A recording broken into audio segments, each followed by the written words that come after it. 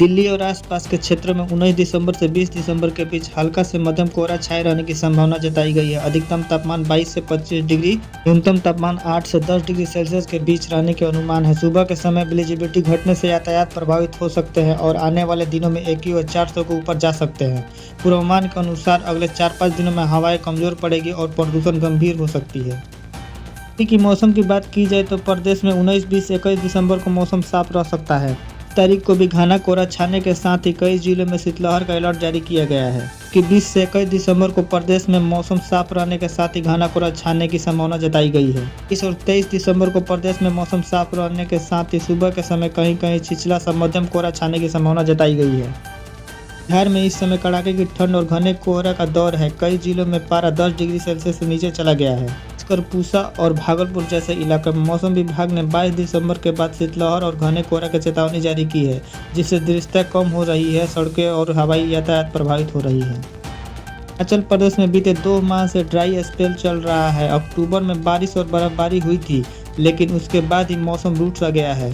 सूखी ठंड पड़ रही है और मनाली में बर्फबारी देखने को मिल रही है। लगाया जा रहा है कि क्रिसमस डे के दिन भी बर्फबारी हो सकती है। राजस्थान के हनुमानगढ़ में इथेनॉल फैक्ट्री का लगातार विरोध प्रदर्शन जारी है। इसमें कई राज्यों के किसान हिस्से ले रहे हैं। कई किसान संगठनों ने भी भाग लेने की चेतावनी जारी की है। इसी के साथ हजारों किसान हनुमानगढ़ में इथेनॉल फैक्ट्री लगाने के खिलाफ विरोध दर्ज कराने के लिए इकट्ठा होने का योजना बना रहे हैं। आग लगने की सूचना के बाद वन विभाग के अधिकारी घटना स्थल पर पहुंचे। स्थल पर पहुंचने से काफी मशक्कत का सामना करना पड़ा। 4 घंटे की मशक्कत के बाद आग पर काबू पाया गया। दौरान वन कर्मियों ने घटना स्थल के पास से एक संदिग्ध युवक को पकड़ा है। उत्तराखंड के रहने वाला है। उसने बताया कि भालू और टाइगर जैसे जंगली जानवरों से बचने के लिए उसने आग लगाई थी। 2026 में रिलीज होने वाली फिल्मों का बजट आपको हैरान कर देगी। 3 फिल्मों के बजट में 1 फिल्म बनाई जा रही है। शाहरुख खान, रणबीर कपूर और यश जैसे स्टारों को फिल्मों पर मोटे पैसे लगा रहे हैं। धर्मेंद्र के निधन के बाद उनके परिवार वालों ने 2 प्रेयर मीट रखी। एक प्रेयर मीट धर्मेंद्र के बेटे सनी और बॉबी देओल ने रखी थी। वही एक प्रेयर मीट हेमा मालिनी ने अपने घर पर रखवाई थी। और सनू अपने पर्सनल लाइफ को लेकर काफ़ी चर्चा में रहते थे। अब भी वो चर्चा में हैं। अब उन्होंने अपनी एक्स वाइफ रीता के खिलाफ मानहानि का केस दर्ज किया है। दिल्ली में प्रदूषण के गंभीर स्तर को देखते हुए ग्रैप स्टेज 4 लागू किया गया है। BS4 और उससे पुराने डीजल वाहनों पर पाबंदी लगाई गई है। BS6 डीजल वाहनों को कुछ शर्तों के साथ अनुमति है। सेवाओं के लिए BS6 कमर्शियल वाहनों को चला सकते हैं। निर्माण सामग्री वाले ट्रक प्रतिबंधित हैं। इलेक्ट्रिक और CNG वाहनों को छूट दी गई है। PUC नियमों का पालन करना अनिवार्य है। मोटर भारतीय बाजार में नई 7 सीटर कार निसान ग्रेविटी लेकर आने वाली है। इसे जनवरी 2026 में पेश किया जाएगा। इसमें 1 लीटर पेट्रोल इंजन दिया गया है।